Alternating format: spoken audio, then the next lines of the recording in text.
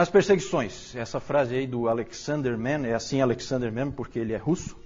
Também foi um mártir esse Alexander Mann. Ele disse o seguinte: nenhuma criatura viva, exceto o homem, é capaz de assumir um risco, e até mesmo o risco de morte, por causa da verdade. Milhares de mártires que já viveram são um fenômeno único na história do nosso sistema solar. Pode passar. É interessante porque a perseguição ela começou com os judeus. Quem perseguiu primeiro a igreja foram os judeus. E Roma era o protetor. Não é assim que a gente vê no Novo Testamento? Vem os judeus vêm e eles querem massacrar os cristãos, o que a gente vê lá? Paulo apelando para César, apelando para Roma para escapar. E Roma acabava, no seu sistema legal, acabava protegendo a igreja. E depois, lá pelo ano 60, há uma inversão. Quem protegia passa a ser o grande algoz. E Roma passa a ser o grande perseguidor da igreja. É interessante, é claro que aqui nós vamos falar dos mártires, e é interessante que na igreja primitiva os mártires têm assim uns fatos pitorescos, né? Era muito comum comemorar o aniversário dos mártires. Só que depois de mortos. E no dia da morte, não no dia do nascimento. Porque na verdade eles entendiam assim que aquele é que era o dia mais feliz de cada um deles, porque eles então começou a verdadeira vida eterna com Cristo a partir daquele dia. E eles lembravam então, né? Era feita uma comemoração de um aniversário. Interessante. Vamos lá.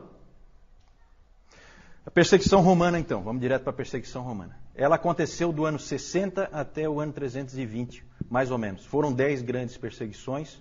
A primeira foi com Nero. Temos um legítimo descendente de Nero aqui conosco, né?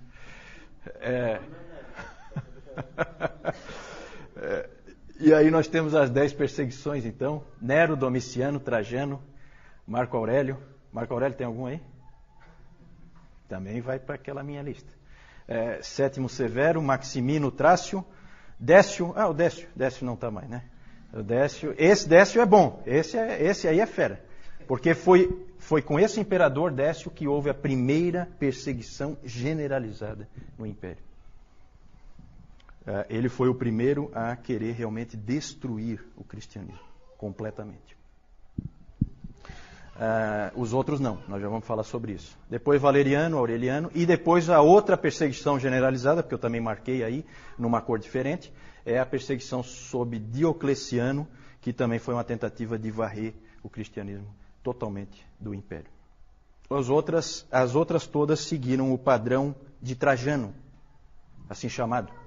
Usa-se essa expressão, padrão de Trajano. Trajano aqui, ó. Qual é o padrão de Trajano? Existe uma carta de Trajano para o governador Plínio, da Bitínia, dizendo como que ele tinha que se comportar em relação aos cristãos. E ele dizia o seguinte para o Plínio: não gaste tempo com os cristãos, não faça nada. Deixe eles quietos, não faça nada. A não ser que haja o quê? Denúncia. Se alguém vier reclamar para você de que aquele cara é cristão, aí você dá um jeito nele, obriga ele a adorar o imperador para resolver o problema. Então, esse foi, na maior parte do tempo, a perseguição foi assim, certo? Então, era assim, se você tinha um vizinho encrenqueiro, né, Emerson? Né? Você tinha um vizinho encrenqueiro, então você estava numa situação difícil, porque ele ia acabar te denunciando e aí você ia ser colocado contra a parede. Na maior parte do tempo, os cristãos viviam tranquilos, não havia problema, não havia dificuldade, a não ser que houvesse denúncia. É claro que você fica com medo o tempo inteiro, porque a qualquer momento alguém pode te denunciar. Então, era uma situação ruim. A primeira perseguição é interessante ali, a perseguição sob Nero, foi uma perseguição terrível. E aí nós temos o historiador romano Tácito, que não tinha nada de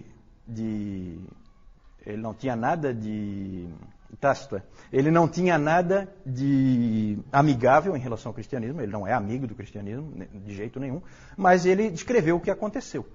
E é interessante o que ele diz, né? Horrível, na verdade. Cobertos com peles de bestas, os cristãos eram rasgados por cães e pereciam. Ou eram pregados a cruzes, ou consumidos por chamas para servirem como iluminação noturna nos jardins de Nero. Então Nero, ele usava os cristãos como tocha, só isso, para iluminar os jardins dele. Colocava peles em cima, peles de animais, né, em cima deles, para que os cães rasgassem eles em pedaços. Então vocês têm ideia do que esses nossos irmãos sofreram. Nessa perseguição morreram 2 apóstolos importantes em Roma. Quem? Pedro e Paulo, né? Pedro e Paulo. Esse Nero tem um lugarzinho especial para ele no inferno. Esse está tranquilo. Esse com certeza não tem nenhum aí não, né? Então tá. Essas perseguições, gente, muitas pessoas permaneceram firmes e foram para a morte. Tá? Mas não vamos nos iludir. Muitas pessoas também cederam. Muitas pessoas não foram fiéis, não conseguiram ter a coragem de dar a própria vida. Até porque, como eu falei para vocês, cultuar o imperador era um ato simples, que você fazia com a maior tranquilidade, não tinha muita dificuldade. Era uma questão de consciência você fazer ou não. Pode passar? Já falei. Também já falei do Décio. Vamos falar. Eu vou colocar alguns exemplos rápidos, não temos tempo para ficar, né? As histórias são histórias maravilhosas. Se vocês tiverem tempo de ir atrás dessas histórias, são histórias muito bonitas desses mártires do passado. Nós temos a história de Perpétua e Felicidade, que existe o Diário de Perpétua. O Diário de Perpétua, que depois que ela morreu foi completado, né? Mas é provavelmente o escrito mais antigo de uma mulher cristã. É o Diário de Perpétua. Ela morava em Cartago. Foram presos 5 catecúmenos. Vocês sabem o que são catecúmenos? Nós vamos falar mais sobre isso depois, tá? Eles foram presos 5 catecúmenos. São pessoas que não foram batizadas ainda. Eles foram presos, 3 homens e 2 mulheres. Perpétua era uma mulher de uma família nobre, 22 anos, tinha um filho.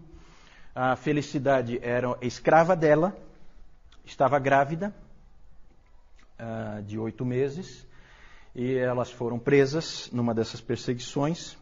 Eu acho que foi na do Décio. E aí é muito comovente a história do pai da Perpétua levando o filho lá, tentando convencê-la, mostrando o filho, falando para ela, pensa na tua mãe, pensa no teu pai, pensa no teu filho. Não é tão fácil. O pai dela ia lá. E ela então chegava e dizia e falava para o pai, você está vendo esse pote de água aqui? Estou vendo. Pois é, esse pote de água pode ser alguma coisa diferente do que ele é? Ele pode querer ser alguma coisa diferente de um pote de água? Aí ele disse, não. Aí ela respondeu, pois é, eu sou cristã. Eu não posso ser diferente disso. Eu sou uma cristã.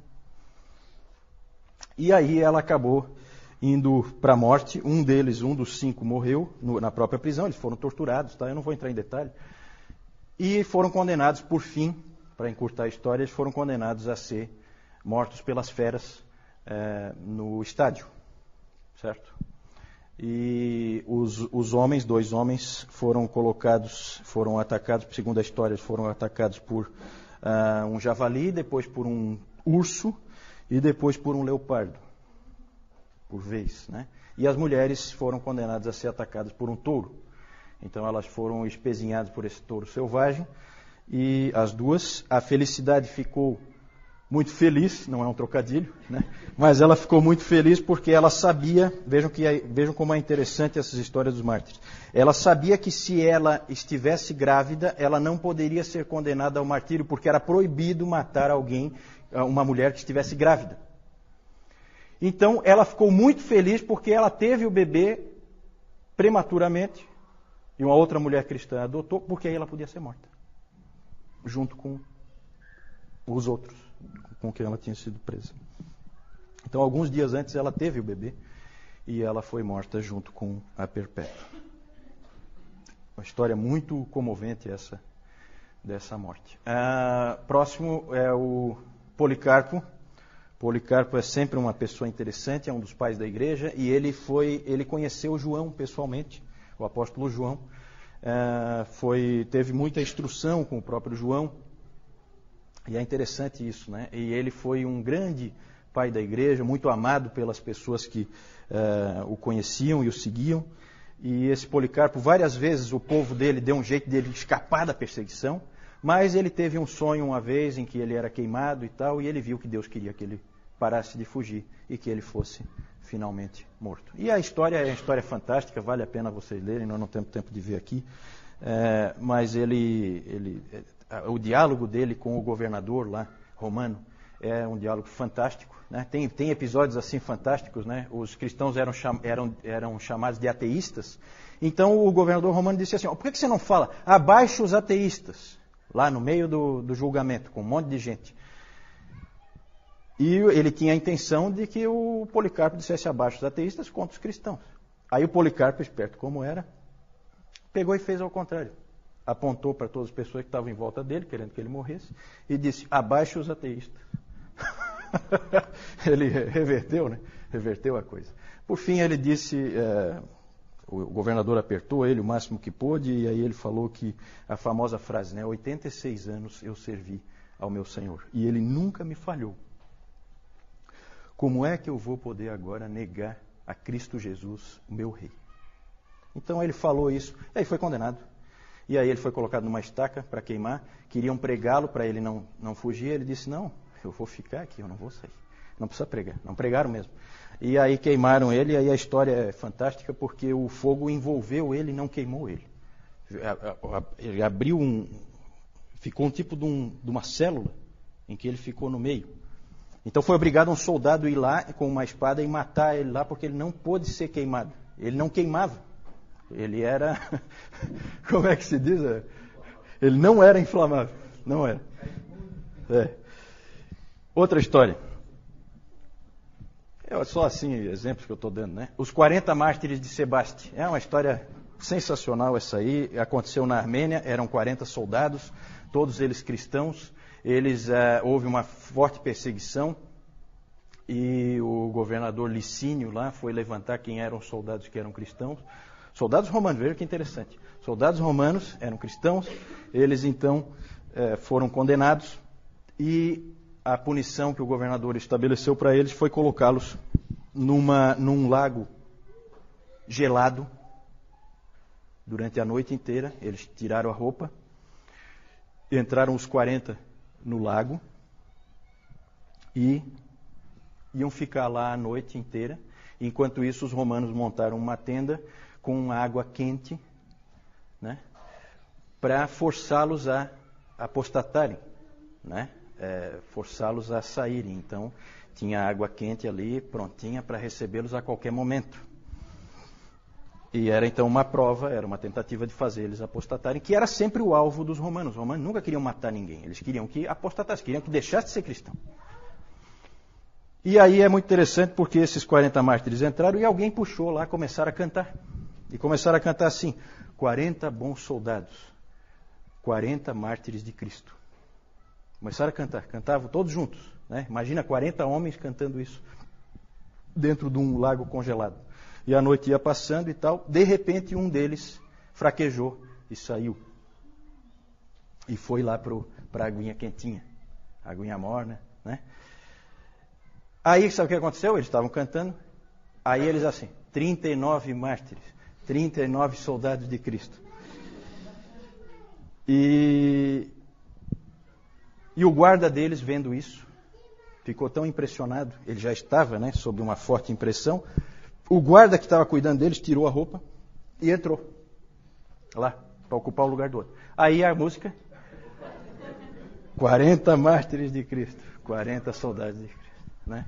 E eles morreram ali. É muito interessante porque tem os nomes deles registrados, o nome dos 40. Hoje a gente tem os nomes deles. Quem tiver o nome ali, escapa daquela minha lista. Tá? Vamos lá. Razões da perseguição. Aí é bem interessante. Acusações de todo tipo contra os cristãos. Acusações de canibalismo. Por que será, hein? Canibalismo, hein? Já pensou nós aqui, BVN, aí alguém vai e chama a polícia? Não, tem canibalismo lá dentro. Por quê? Exatamente rumores de que eles comiam o corpo e o sangue de alguém. Sacaram aí onde é que está o esquema? Era a ceia, né? Acusações de canibalismo, de incesto. Por que incesto será, hein?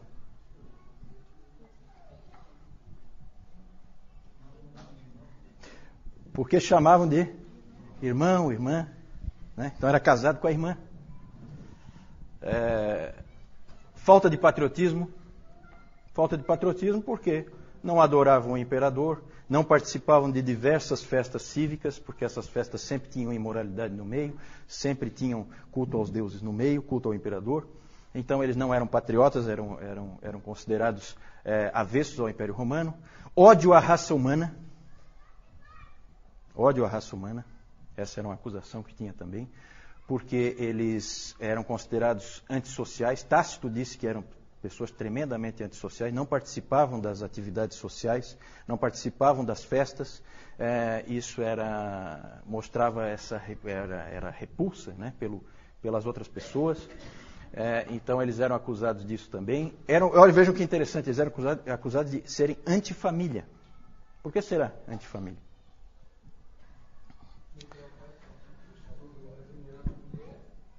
Não é porque... Tipo o que a gente viu ali a história da Perpétua, né? Certo? Ela acabou abandonando o filho, o pai, a mãe, né? Por causa de Cristo.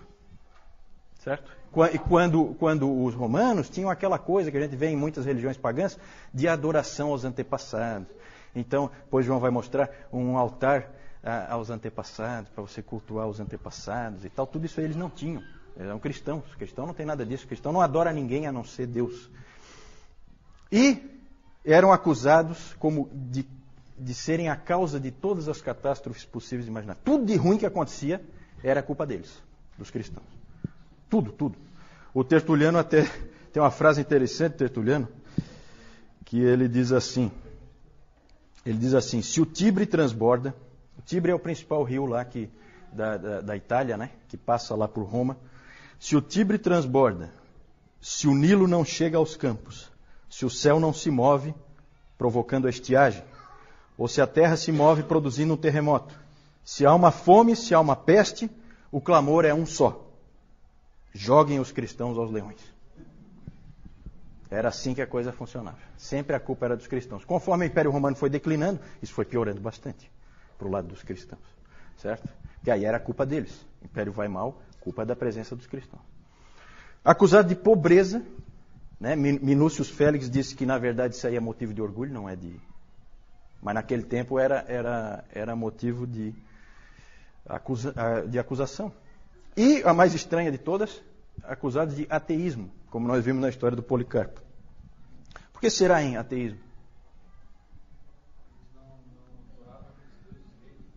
Eles adoram um Deus que é invisível. Deus invisível não conta. Na cabeça do romano, Deus invisível não conta.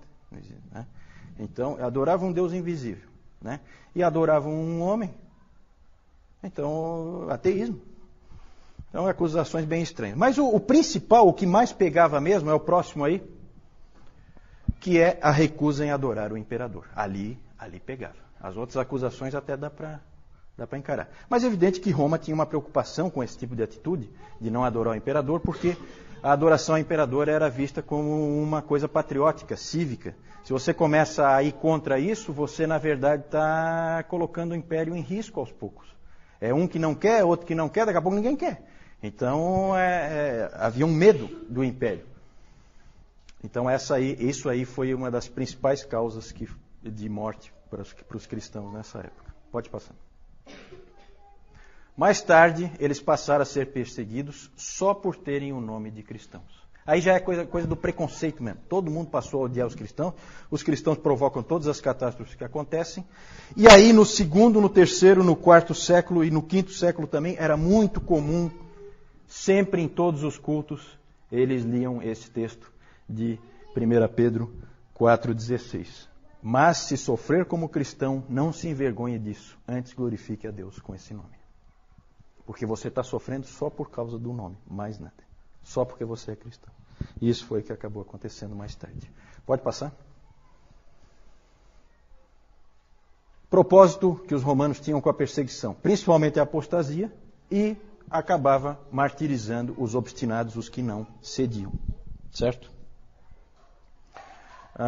Vamos adiante.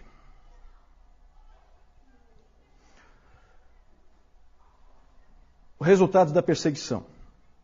O F.F. Bruce, ele disse que a igreja estava preparada para a catástrofe desde o seu início. O próprio Senhor da igreja, o Senhor Jesus Cristo, tinha preparado. Ele tinha dito, se perseguiram o Senhor, como é que não vão perseguir os servos? Não é? Não foi isso que ele disse? Então a igreja sempre esteve preparada para tomar pau, para levar bordoada.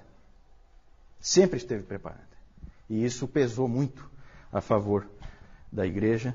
Ela se fortaleceu em meio à perseguição. Ela, na verdade, foi purificada. Vocês podem imaginar que nesse tempo não tinha muito cristão nominal. Quem é cristão de verdade. Não é cristão só de nome, né?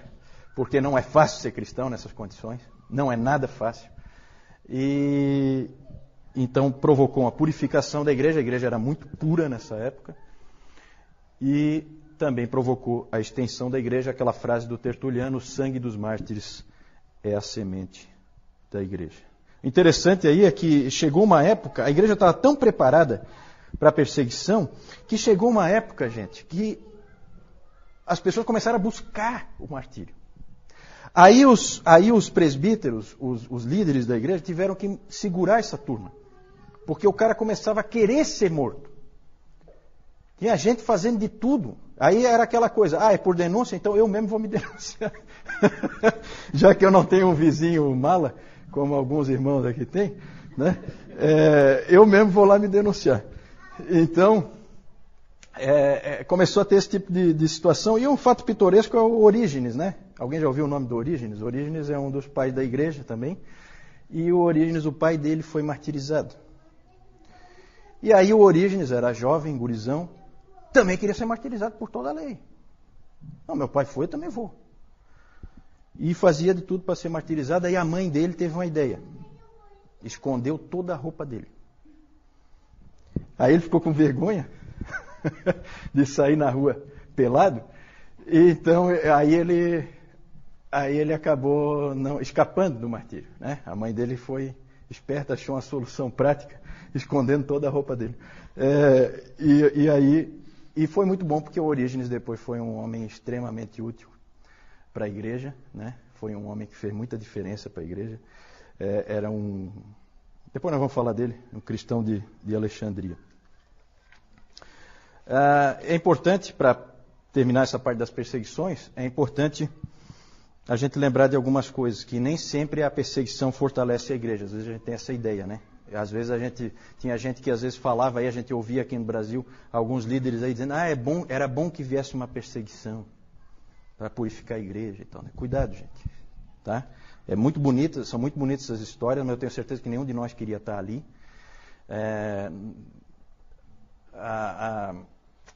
Às vezes a igreja realmente foi purificada e aumentou, mas também houve vezes em que isso não aconteceu.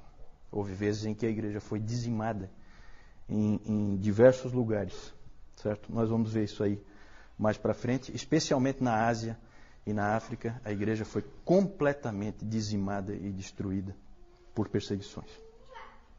Outra observação é que a gente pensa muito nos primeiros séculos, nesses 250 anos ali de perseguições no Império Romano, a gente pensa muito como a época da perseguição aos cristãos, não é verdade? A gente tem essa tendência, né? Quando, na verdade, com certeza, a gente pode dizer com certeza, que o número de cristãos martirizados naquele tempo, nesses 250 anos, é menor, bem menor, do que o número de cristãos martirizados nos últimos 50 anos no mundo. Certo? Então a gente não pode esquecer nunca, gente, da igreja sofredora hoje. Aqui, como nós vemos aqui, esse aqui é o Coliseu, tá? Aqui são os cristãos que eles vão ser sacrificados pelas feras. Aqui a gente pode ver um leão saindo aqui. O que é que acontecia? Eles deixavam vários dias os animais sem comida, para que quando eles entrassem não tivessem escapatória. Eles já iam atrás de comida. E a comida aqui seriam os cristãos. E se nós olharmos aqui, esse aqui são, o que o Juliano falou ainda há pouco, cristãos pendurados aqui, servindo como iluminação para o estádio aqui. Então, além dessa carnificina aqui, ainda tinha outra coisa aqui bem parecida. E o causador disso tudo aqui foi aquele que o o Nero, que não tem ninguém aqui com esse nome, né? Pode. Então aqui nós vamos ver, de lá para cá, o Nero, meio esquisitinho ele, né? Domiciano e Trajano. São pessoas muito que a gente devia evitar os nomes. Né? Próximo. Lá também nós temos Marco Aurélio, nós temos Sétimo Severo e Maximino o Trácio. Não é o Trácio, não é o Tácio. Nós temos lá aquele também que foi bem mencionado, Décio, lá de 250. Daí aqui nós temos a efígie também de Valeriano, sempre nessa sequência aqui, né? Nós temos Aureliano aqui. Nós temos Diocleciano e aqui embaixo nós temos o Galério. Próximo. Aqui nós temos aquela história bonita que o Juliano falou, da perpétua felicidade, que por terem se mantido firmes como cristãs, elas foram colocadas lá no ringue, lá no ringue, pode ser ringue ali também. E foram, como o Juliano falou, espetadas pelos touros, tá? E apesar disso... Depois o soldado finalizava. A pessoa morrer, porque o animal não matava definitivamente. Então o soldado ia lá e finalizava. Eu ia chegar lá. Era a próxima coisa que ia dizer. Depois disso, quando elas ainda estavam vivas, elas ainda eram espetadas pelas espadas. E aqui a gente pode ver ali a Perpétua ainda tirando a espada que ela foi cravada aqui nela. Aqui nós temos Policarpo. E aqui nós temos aqueles 40 mártires de Sebaste. Aqui já inclui aquele que saiu ou aquele que entrou. Que nós não temos. Próximo então. Aqui nós temos o altar familiar do cultos aos antepassados. E aqui a adoração do imperador. Inclusive aquele lá de Augusto ali. Era colocado aqui, as pessoas passavam, faziam reverência a ele. E aqueles que se negavam, daí eles tinham a punição. Aqui nós temos... Foi uma falha? Foi uma falha. Eu esqueci de falar, tá, gente? Que quando você sacrificava, você não, que eu espero que você não fosse sacrificar, que você ficasse firme. Mas quando um cristão apostatava e ele sacrificava efetivamente ao ídolo, ou ao imperador, no caso, ele recebia o chamado libelo, que era um documento provando que ele fez o culto ao imperador, adorou ao imperador. Né? Isso dava para ele uma série de garantias, fazia com que ele parasse de ser perseguido, ele podia ter vida normal, diferente de outros cristãos que não possuíam esse documento. Então esse é o libelo que tinha essa intenção. A Jussara perguntou quanto à fonte das informações que tem aqui. Né? A maioria das informações vem da palestra do David Calhoun. Né? Boa parte dessas informações estão repetidas nos livros, porque ele utiliza os livros como referência dele. Né? Mas alguma coisa não aparece lá, alguma coisa é coisa que ele trouxe de outros livros. Então não vai aparecer lá alguma dessas informações. Você sabe de onde ele tirou isso? De manuscritos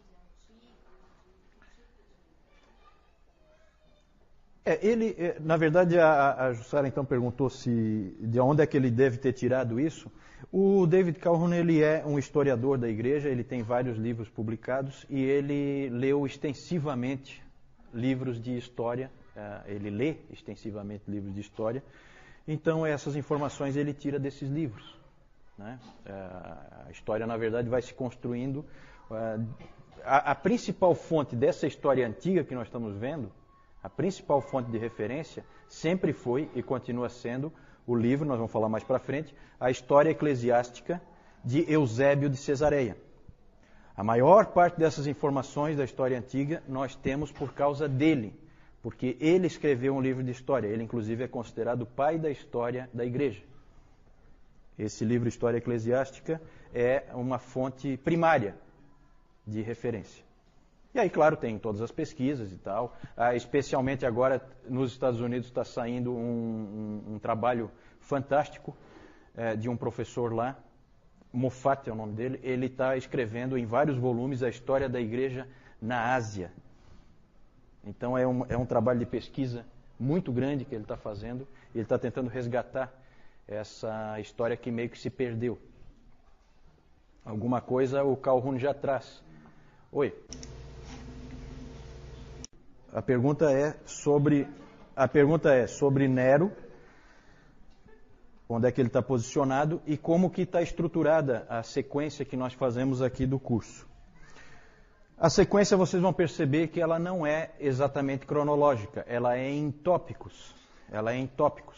Nós aqui, nesse item das perseguições, nós cobrimos 250 anos, agora nós vamos falar dos apologistas, nós voltamos lá para o segundo século, o ano 320 já é no quarto século, certo? Então são coisas que se sobrepõem, mas para fins de organização, a gente trata cada coisa separadamente e a gente tenta aprender alguma coisa com aquele tipo de acontecimento, com aquele tipo de situação, em vez de fazer cronológico, que é muito mais complicado, leva muito mais tempo e fica muito mais confuso. Quanto ao Nero, o que se crê é que o Nero incendiou Roma, mas isso aí é uma coisa que não é possível provar. Não é possível provar. E foi sim no primeiro século. Foi no primeiro século, certo? Nero foi imperador no primeiro... interessante, ó. Fui perguntado sobre a destruição do Templo de Jerusalém. Uma coisa interessante quanto ao crescimento da igreja é esse aspecto aí. A migração da influência dos apóstolos, dos judeus para os gentios, veio na época certa. Porque se tivesse ficado no meio dos judeus, poderia ter se perdido. É claro que Deus tinha controle disso, ele é soberano e ele tinha tudo já planejado na sua providência. Jerusalém foi tomada e destruída no ano 70. No ano 70.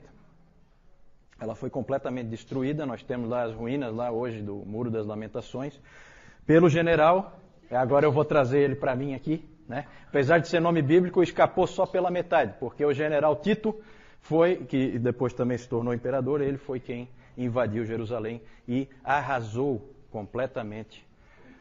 E depois, no ano 135, finalizaram o serviço e acabaram de vez com o país chamado Israel. Foi destruído completamente, deixou de existir e só passou a existir novamente agora em 1948, né?